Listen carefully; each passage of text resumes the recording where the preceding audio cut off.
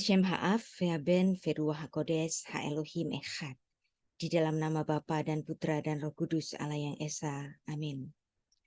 Shalom, saya akan memaparkan secara ringkas sejarah Israel atau bangsa Yahudi untuk pengetahuan kita bersama. Untuk memahami mengapa ada negara Israel di bagian Asia Barat yang disebut sebagai tanah perjanjian sejak 4.000 tahun yang lalu kepada Abraham. Dengan menimbang isu terakhir perang Israel-Hamas sejak 7 Oktober 2023 dan kemudian terjadi perang yang besar dan berlanjut pada gencatan senjata selama 4 hari antara Israel dan Hamas resmi dimulai hari ini, Jumat 24 November 2023. Sebelum itu, saya sebagai orang Indonesia menyampaikan kita tidak dapat mencintai Israel tanpa mencintai Palestina. Sebaliknya, kita juga tidak dapat mencintai Palestina tanpa mencintai Israel. Kiranya suatu saat Israel dan Palestina dapat hidup berdampingan sebagai dua negara yang damai. Shalom Shalom Yerusalem. Berdoalah untuk kedamaian di Yerusalem. Kita memandang sisi kemanusiaan dari kedua belah pihak. Saya paham betul kalau kita sedang berada di Israel.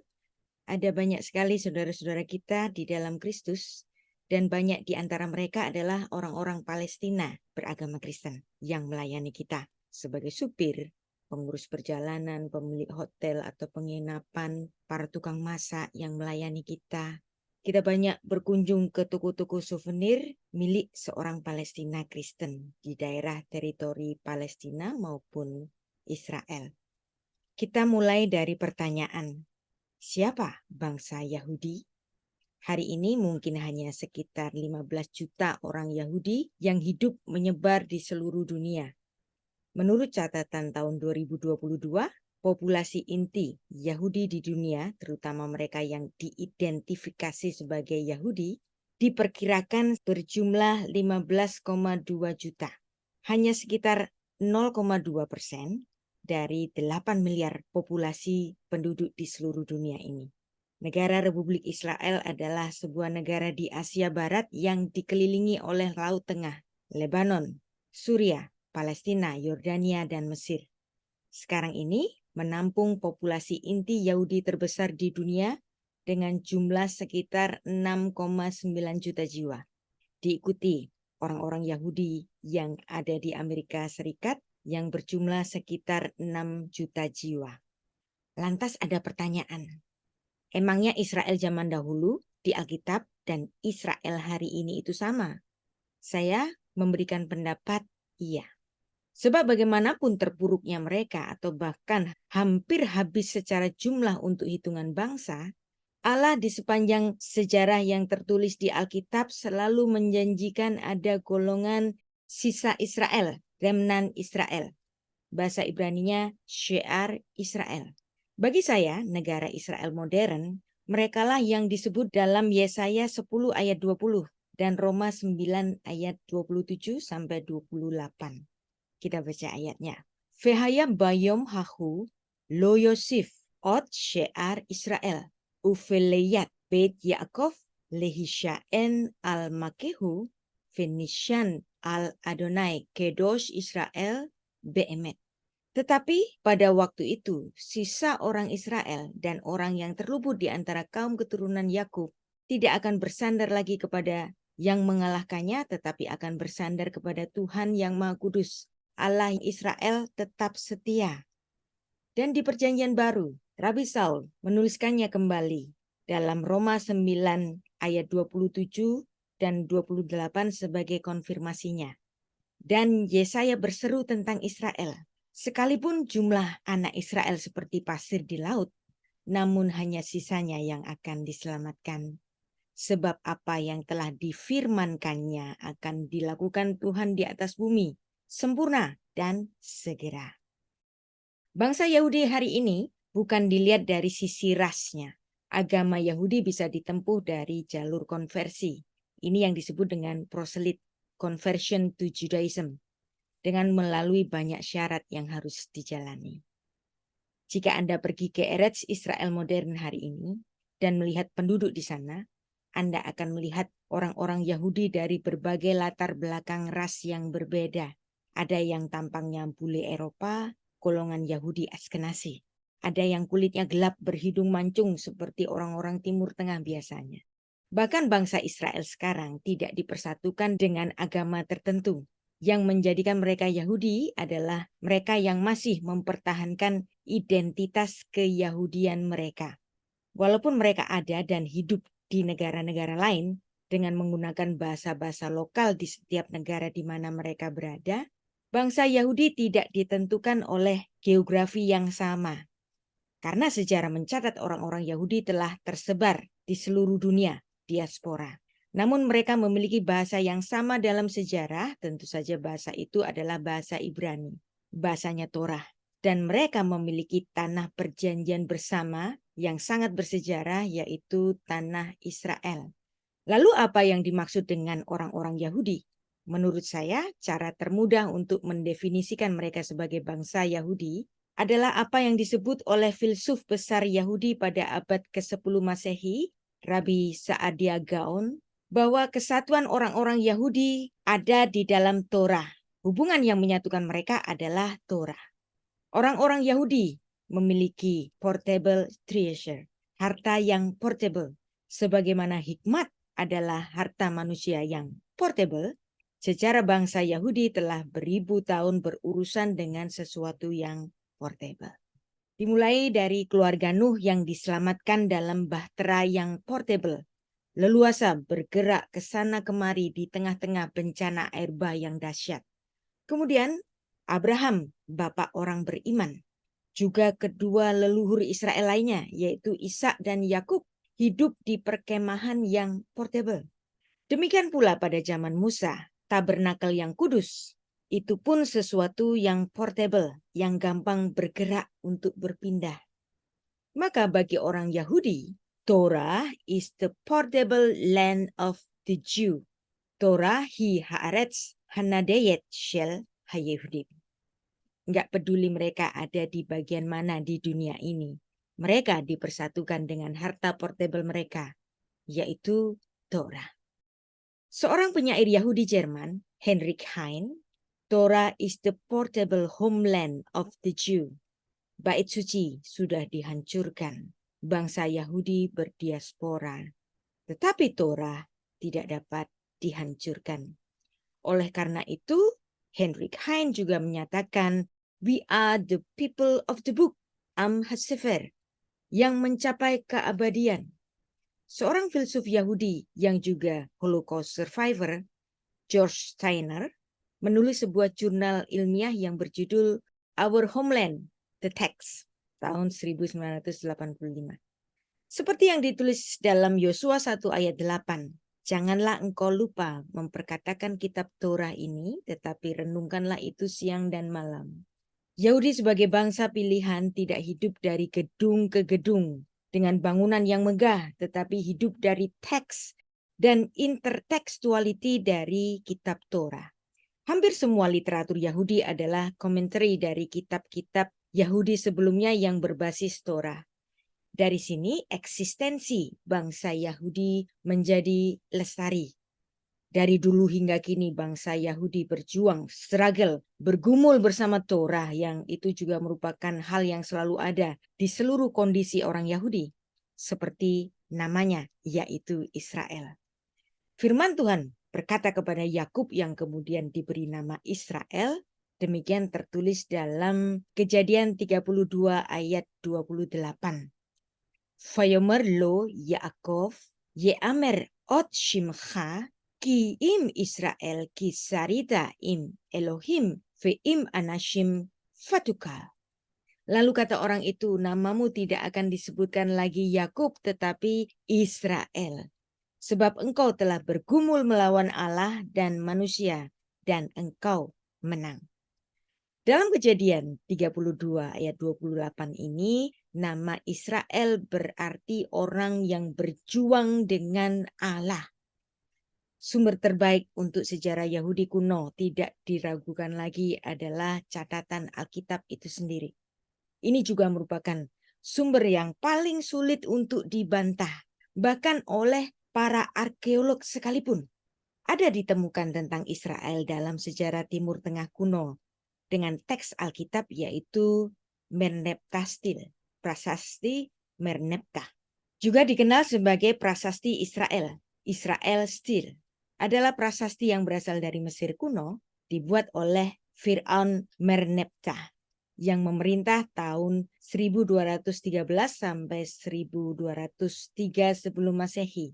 Prasasti ini ditemukan oleh Flinders Petrie pada tahun 1896 di Thebes. Merneptah, seorang Fir'aun dari abad ke-13 sebelum Masehi ini, prasasti itu menulis, Israel terbuang sia-sia, benih sudah tidak ada lagi sekarang.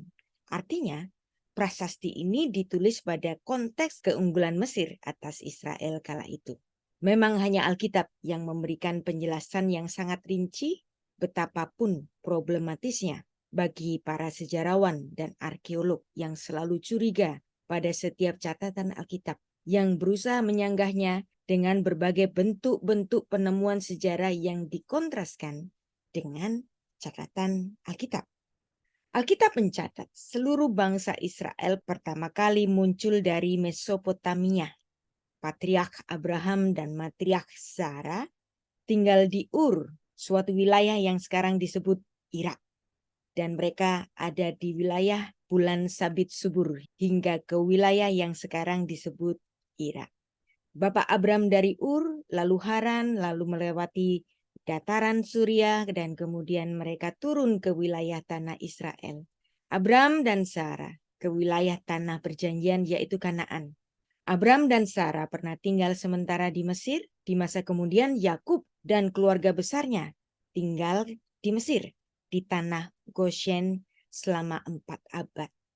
Kemudian mereka diperbudak oleh penguasa Mesir yang tidak mengenal Yusuf putra Israel yang pernah duduk di tahta kedua Mesir. Dan saya yakin Anda sudah familiar dengan kisah terkenal mengenai Yusuf yang menjadi penguasa kedua di Mesir, Mishneh Lamelek. Kemudian ada peristiwa Eksodus, keluarnya bangsa Israel dari Mesir dan dibebaskannya Israel dari perbudakan. Ini dicatat dalam kitab kedua Torah, yaitu kitab Keluaran, kitab Eksodus, bahasa Ibraninya Shemot.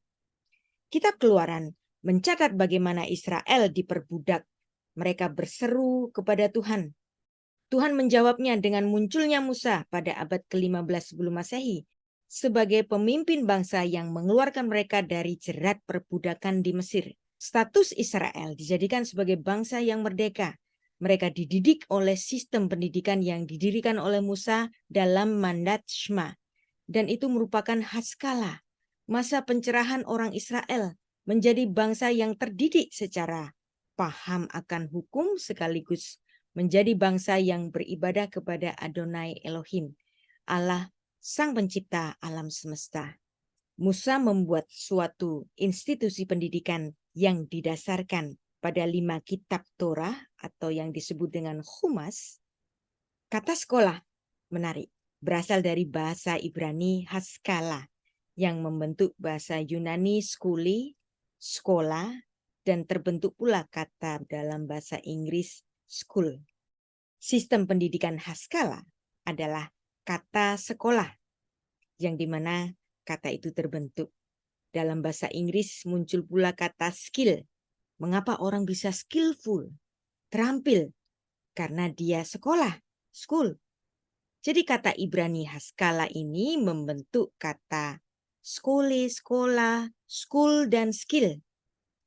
Institusi pendidikan ini didirikan oleh Musa di padang gurun Bamidbar dan diteruskan oleh suksesornya, yaitu Yehoshua atau Yosua, terus hingga hari ini. Hasil dari pendidikan yang didirikan oleh Musa dapat dilihat buktinya dalam Hakim-Hakim pasal 8, di mana Gideon sedang bermasalah dengan penduduk Sukot yang menolak memberi makan pasukannya ketika mereka berhasil mengalahkan orang-orang Midian kembali ke kota Sukot. Ia mendapatkan seorang anak laki-laki secara acak di jalan dan berkata kepada anak itu, "Tuliskan padaku nama-nama para pemimpin kota." Perhatikan, anak itu kemudian menuliskan 77 nama pemimpin kota itu, yang artinya Israel pada abad ke-11 sebelum Masehi sudah bebas dari buta literasi. Kita baca ayatnya Hakim-Hakim 8 ayat 13 dan 14. Kemudian kembalilah Gideon bin Yoas dari peperangan dengan melalui pendakian Heres. Ditangkapnyalah seorang muda, yaitu Naar, berusia sekitar 13-15 dari penduduk Sukot. Setelah ditanyai, anak itu menuliskan nama para pemuka dan para tua-tua di Sukot untuk Gideon. 77 orang banyaknya. Fayilkat Naar me'anshe Sukot, Fayish alehu, Fayiktof elaf, et sare Sukot, fe et seneha, shif'im, fe shif'ah ish. Jadi Anda perhatikan bahwa pada abad 11 sebelum Masehi, Israel dari mandat Shema itu sudah terbebas dari buta literasi, bebas dari buta huruf. Jadi belajar bukan sekedar menggali informasi, tetapi juga menggali pertanyaan. Seorang ilmuwan Yahudi pemenang Nobel Fisika tahun 1944 bernama Isidor Isaac Rabi, ia bercerita tentang pengalaman belajarnya yang dimulai dari pengajaran ibunya di rumah dan itu membuatnya menjadi seorang ilmuwan. Ia bercerita, setiap anak yang pulang dari sekolahnya ditanya oleh ibunya, "Apa yang kamu pelajari tadi di sekolahmu, anakku?"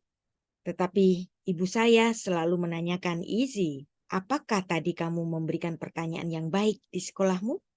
Dalam metode studi tradisional orang-orang Yahudi, seorang murid yang mendapat apresiasi besar dari gurunya adalah murid-murid yang banyak bertanya dan yang dapat menyangga dengan baik pengajaran-pengajaran yang diberikan oleh gurunya.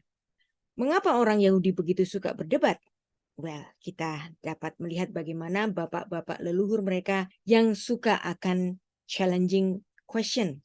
Dimulai dari Bapak Abraham, Musa, ketika men-challenge Tuhan dengan pertanyaan-pertanyaan atau sanggahan-sanggahan mereka.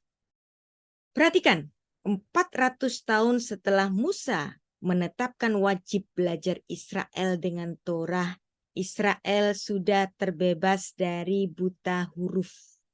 Indonesia baru bebas buta huruf tahun 2023. Tahun ini menurut laporan Kementerian Pendidikan, Kebudayaan, dan Riset dan Teknologi. Inggris sudah bebas buta aksara pada sekitar abad ke-16 Masehi. Seorang filsuf murid dari Aristoteles, yaitu Theophrastus of Eresos, bicara mengenai bangsa Yahudi sebagai bangsanya kaum filsuf. Jews, a nation of philosopher by race. Mari kita kembali kepada sejarah Israel yang sudah masuk ke tanah perjanjian dan kemudian menjadi negara monarki dan telah mendirikan ritus keagamaan yang besar di Yerusalem, di mana Bait Allah didirikan di Yerusalem. Dibangun pada zaman Salomo putra Daud pada sekitar abad ke-10 sebelum Masehi. Selepas Salomo mati, negara Israel pecah menjadi dua bagian, utara dan selatan, dan serangkaian perang saudara yang akhirnya berakhir pada abad ke-8 sebelum Masehi dengan invasi besar-besaran dari utara, Asyur, yang merenggut 10 suku utara. Mereka adalah suku-suku Israel yang hilang. Dan kemudian masuk abad ke-6 sebelum Masehi, kerajaan Yehuda, yaitu Israel bagian selatan, harus takluk pada kekuatan utara, yaitu Babel dengan penguasanya yang bernama Nebukadnezar.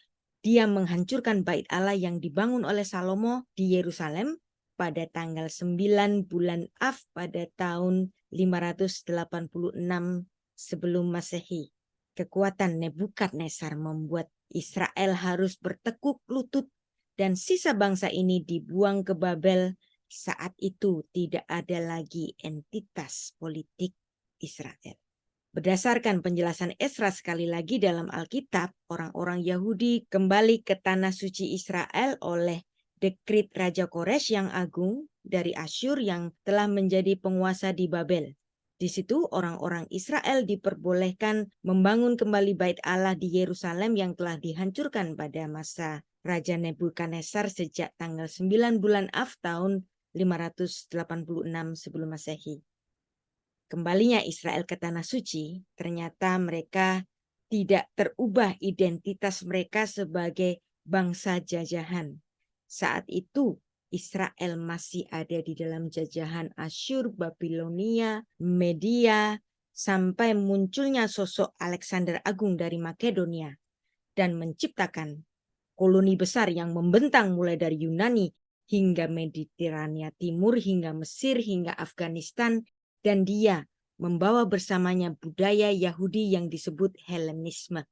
Orang-orang Yahudi menyukai Helenisme dari segi budayanya, bahasanya, juga cara berpikir mereka, yaitu filsafat Yunani.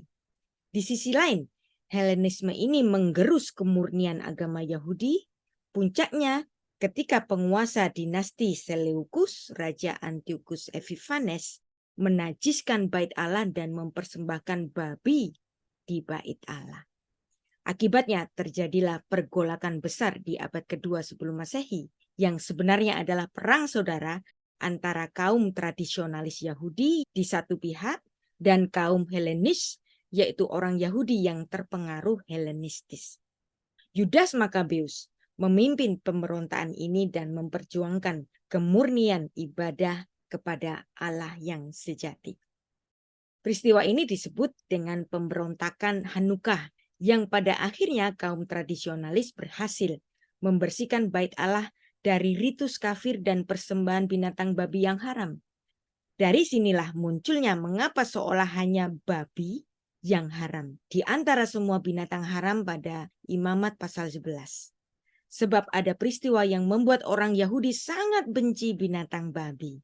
Dan hal ini juga diikuti dalam ritus ibadahnya teman-teman Muslim yang hanya mengharamkan babi tetapi tidak bagi hewan-hewan lain yang dinyatakan haram atau low kosher pada Imamat pasal 11.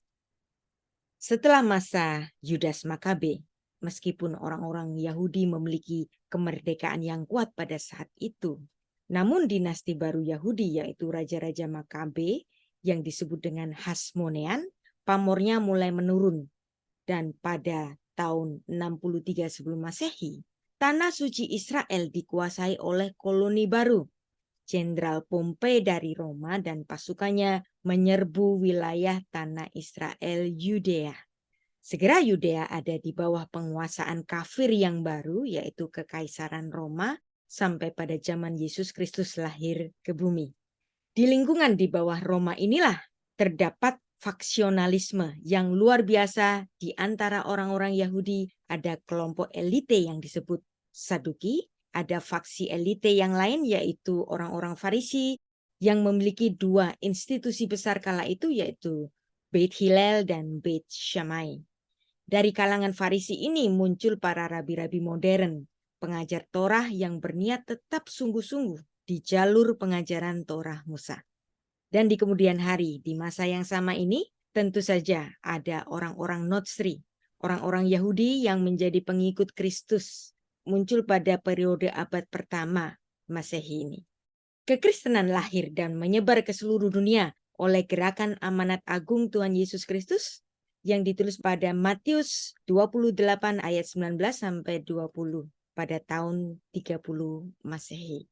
40 tahun setelah masa Tuhan Yesus disalibkan, mati dan bangkit dan kemudian naik ke surga kembali ke tempatnya, kegerakan kemurnian agama Yahudi tetap berlangsung.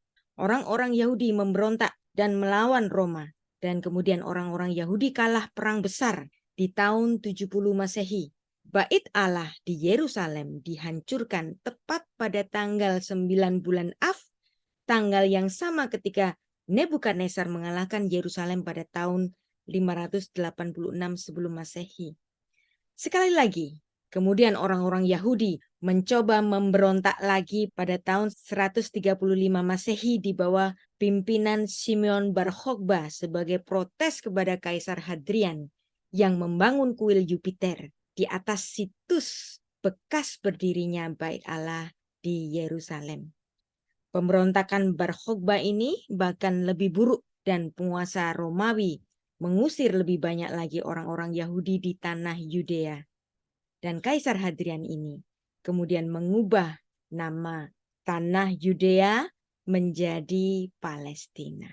Dan ini ia lakukan dengan sengaja agar orang-orang Yahudi menjadi minder tanah suci mereka, tanah perjanjian mereka yang sudah mereka percayai dan diberikan kepada Abraham 2000 tahun sebelumnya telah hilang dari peta dunia pada zaman Kaisar Hadrian ini. Terusirnya bangsa Yahudi dari tanah suci mereka yang dikuasai penuh oleh Israel yang dimulai dari abad pertama sejak zaman Jenderal Titus berlanjut hingga abad kedua zaman Kaisar Hadrian menjadi lebih memedihkan dan bahkan jauh lebih lama dibanding dengan pengasingan orang Israel di Babilonia sebelumnya.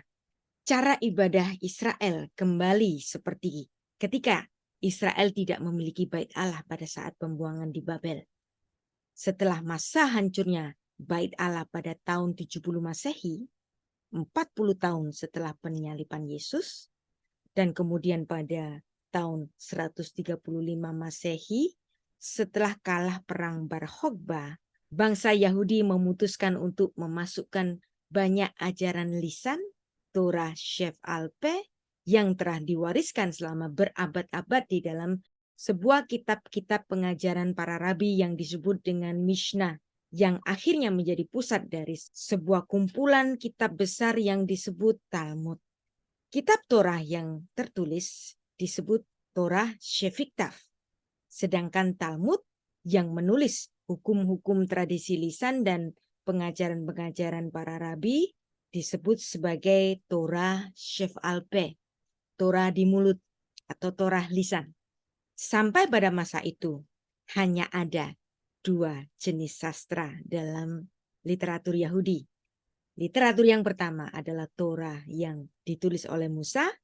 Literatur yang kedua adalah Commentary of Torah atau Commentary of Torah atau Commentary of Torah. Jadi hanya ada dua saja jenis sastra dalam literatur Yahudi, yaitu Torah dan Commentary of Torah. Yang artinya semua literatur Yahudi berdasarkan Torah. Disinilah Talmud disusun. Apa itu Talmud? Ada banyak hal yang bisa kita katakan tentang dokumen ini. Namun secara singkat saya dapat menjabarkannya bahwa di dalam Talmud ada dua bagian. Yang pertama Mishnah, yaitu Torah lisan atau adat istiadat. Yang kedua adalah Gemara, yaitu tafsiran Taurat lisan itu yang didasarkan dari diskusi-diskusi para rabi. Talmud pada dasarnya adalah sebuah dokumen yang panjang. Talmud memuat Commentary of Torah, sebuah dokumen yang besar sekitar 20 volume dan pada dasarnya adalah komentar tentang Mishnah yang dengan sendirinya seperti dokumen hukum yang diperluas dari komentari Torah itu. Talmud dalam komunitas Yahudi yang mulai berdiaspora, mulai berkembang dan mempunyai titik puncaknya sejak abad ketiga hingga abad ke-6. Pada abad ke-7 Islam mulai masuk ke wilayah tanah suci Israel. Dan pada awalnya orang-orang Yahudi dapat berinteraksi dengan baik dengan orang-orang Islam. Sebaliknya dengan komunitas Kristen, tidak demikian. Karena sebelumnya kekristenan ada di pihak penguasa, yaitu Kekaisaran Romawi, dimulai dari Kaisar Konstantin sejak abad ke-4. Ada satu waktu Yahudi menindas kekristenan, tapi ada satu waktu pula kekristenan menindas orang-orang Yahudi. Tidak dapat dipungkiri, komunitas Yahudi pada abad ke-7 memiliki hubungan yang baik dengan Islam, sebab ada banyak kesamaan budaya antara orang-orang Yahudi kuno dan budaya Islam yang sama-sama Semitik. Justru di masa itu, kekristenan yang sebenarnya berasal dari tanah Israel mulai meninggalkan budaya Semitiknya dan lebih condong ke barat. Contohnya dokumen-dokumen gereja hanya tertulis dalam bahasa Yunani atau bahasa Latin. Ini mengkonfirmasi keadaan pada waktu itu.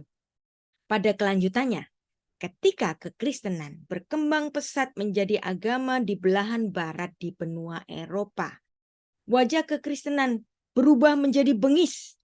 Inilah masa kegelapan gereja. Sejarah Yahudi pada abad pertengahan merasakan kebengisan orang-orang Kristen dengan inkuisisi gereja, baik oleh Katolik Roma maupun oleh Protestan pada masa Martin Luther maupun John Calvin dan setelahnya. Kekristenan ada di titik kesombongannya. Ada buku yang ditulis oleh Martin Luther judulnya Jews and Their Lies dan buku yang berjudul Shem Hamporas yang sangat antisemit ditulis oleh Bapak Reformasi Martin Luther. Ini memberikan andil kebencian antisemitis sampai ke masa Holocaust pada masa Perang Dunia Kedua. Hal yang dapat kita katakan dengan pasti adalah periode abad pertengahan adalah ketika Anda melihat orang-orang Yahudi mulai benar-benar menyebar berdiaspora keluar timur dekat kuno itu sendiri. Orang-orang Yahudi menyebar ke bagian-bagian Afrika Utara. Ada pemukiman-pemukiman besar Yahudi di Mesir dan di Maroko. Dan kemudian sampai ke Spanyol. Ada juga pemukiman Yahudi yang terbentuk di Eropa, juga di Perancis Selatan, Jerman Utara, dan seterusnya. Kemudian mereka berkembang lebih jauh ke timur hingga ke Eropa Timur, Ukraina, dan Polandia.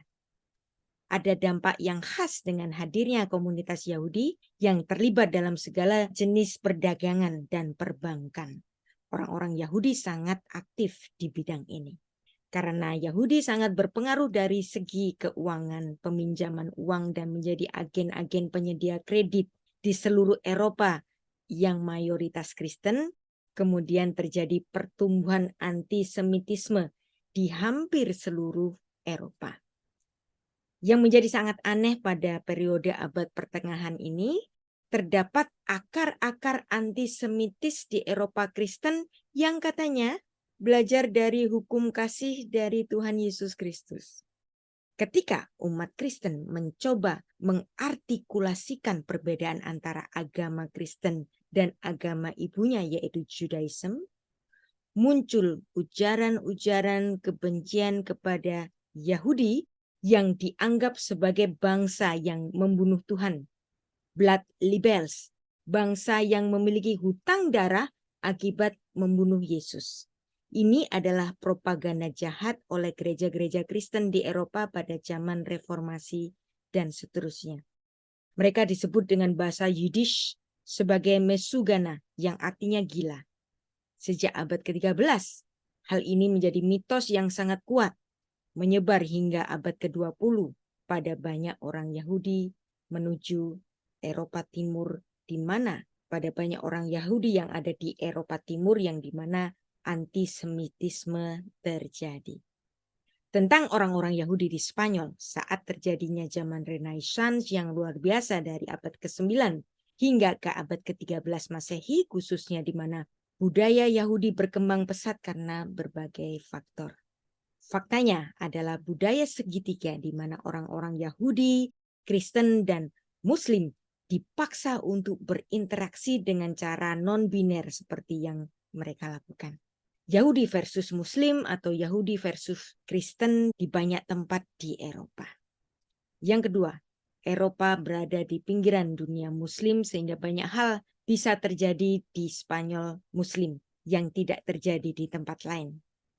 Pada abad ke-12, dengan invasi Muslim yang lebih ekstremis, mendorong Maimonides, Rabi Moshe ben Maimon, dan keluarganya untuk keluar dari Spanyol. Ia menuju Mesir, tinggal di sana, namun hal ini mewakili titik tertinggi dalam budaya Yahudi. Sayangnya hal ini akan semakin menurun ketika umat Kristen menaklukkan semenanjung Iberia, yaitu wilayah ujung barat daya Eropa yang terdiri dari Spanyol, Portugal, dan sebagian Prancis. Saat itu terjadi inkuisisi gereja untuk mencoba mengusir orang-orang Yahudi dan memaksa orang-orang Yahudi berpindah agama. Pada sekitar tahun 1391, pada akhirnya mengakibatkan pengusiran orang-orang Yahudi. Kemudian ada pengusiran besar-besaran pada tahun 1492. Salah satu dari banyak pengusiran yang terjadi di seluruh Eropa karena berbagai alasan terutama yang bersifat ekonomi. karena orang-orang Yahudi adalah golongan orang-orang yang ulet berdagang. Keadaan yang tidak bersahabat itu mendorong orang-orang Yahudi keluar dari Spanyol dan keluar dari seluruh teluk Mediterania. Apa yang saya pahami dari sejarah modern, sejarah Eropa Barat yang sangat berbeda dengan Eropa Timur, Eropa Barat cenderung melakukan modernisasi yang lebih cepat, dan orang-orang Yahudi di Eropa Barat sangat berani mengadopsi segala jenis teknologi baru seperti munculnya mesin percetakan yang dikembangkan oleh Johann Gutenberg. Menariknya, literatur pertama yang dicetak oleh mesin cetak Gutenberg adalah Alkitab. Orang-orang Yahudi juga beremigrasi dalam jumlah yang sangat besar dari Eropa Timur ke Amerika, ke Afrika Selatan, dan negara-negara lain seiring dengan meningkatnya penganiayaan terhadap Rusia di bawah pemerintahan Tsar. Di titik ini, Anda saya ajak untuk mulai melihat perkembangan politik Yahudi termasuk gerakan kembali ke Sion yang dimulai pada sekitar abad ke-19 Masehi.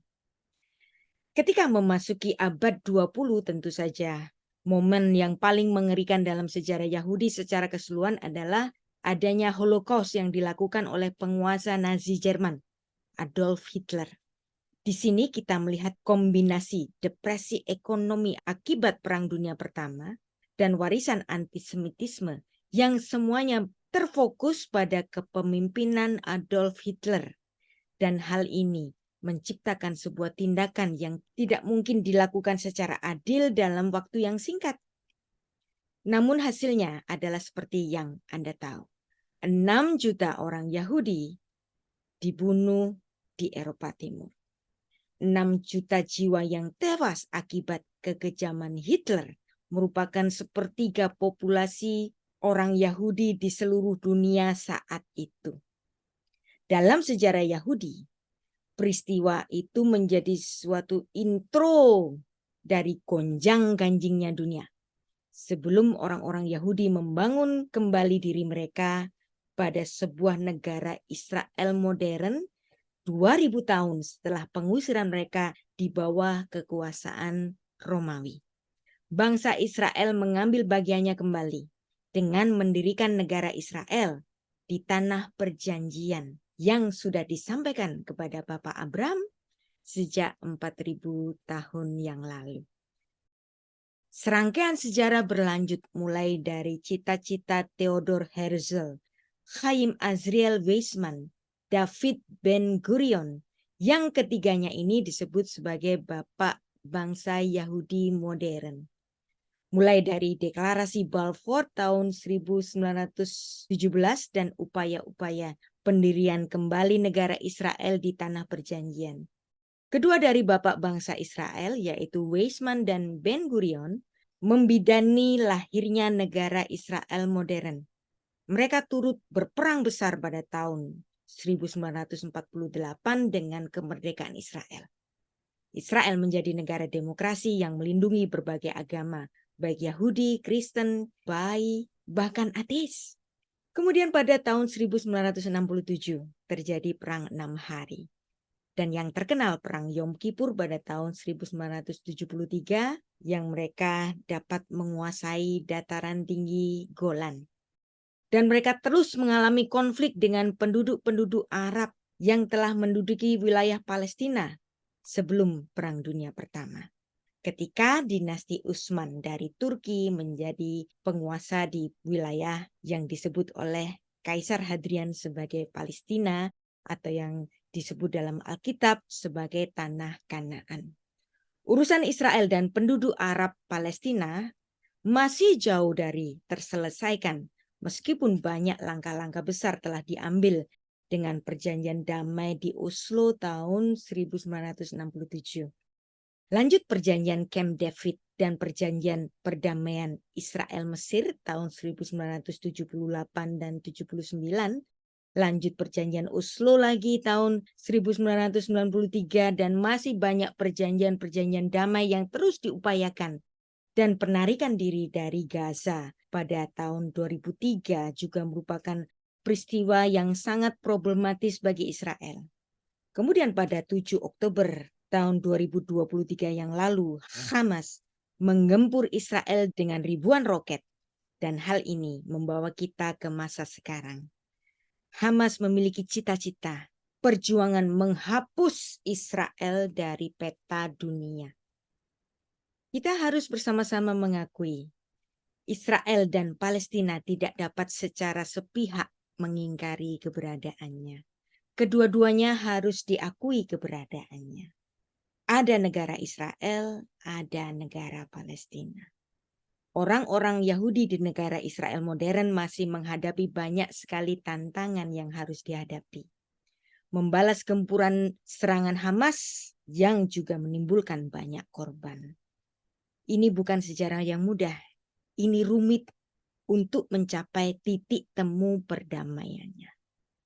Yang hanya dapat saya katakan adalah Anda tidak dapat mencintai Israel tanpa mencintai Palestina. Sebaliknya, Anda juga tidak dapat mencintai Palestina tanpa mencintai Israel. Kita harus memandang sisi kemanusiaan dari kedua belah pihak. Bukan tugas kita untuk menaklukkan atau mengubah dunia atau menegakkan keseragaman keyakinan. Tugas kita adalah menjadi berkat bagi dunia. Penggunaan agama untuk politik bukanlah tindakan yang benar, melainkan penyembahan berhala. Meminta Tuhan untuk membenarkan kekerasan terhadap orang yang tidak bersalah bukanlah tindakan suci, melainkan penistaan. Mari meneladani sikap damai Bapak Abraham yang selalu berusaha menjadi berkat bagi banyak orang, terlepas dari keyakinan mereka. Gagasan ini telah diabaikan selama berabad-abad setelahnya, namun tetap menjadi definisi yang paling sederhana dari iman Abraham yang mencintai perdamaian daripada perang. Mari kita bersama-sama mendoakan kedamaian bagi Yerusalem. Shalom Shalom Yerusalem. Beshem Ha'af Vehaben Veruah HaKodes HaElohim Echad. Di dalam nama Bapa dan Putra dan Roh Kudus, Allah yang Esa. Amin.